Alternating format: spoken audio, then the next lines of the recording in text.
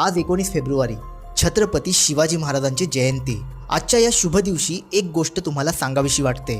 छत्रपती शिवाजी महाराज व संभाजी महाराजांनी ज्या औरंगजेबाचे धिंडवडे उडवले होते, तो औरंगजेब जेव्हा रागाच्या भरात आपल्या महाराष्ट्रात आला होता, तेव्हा त्याने आपल्या महाराष्ट्रातले मोठे मोठे मंदिरे उद्ध्वस्त केली होती।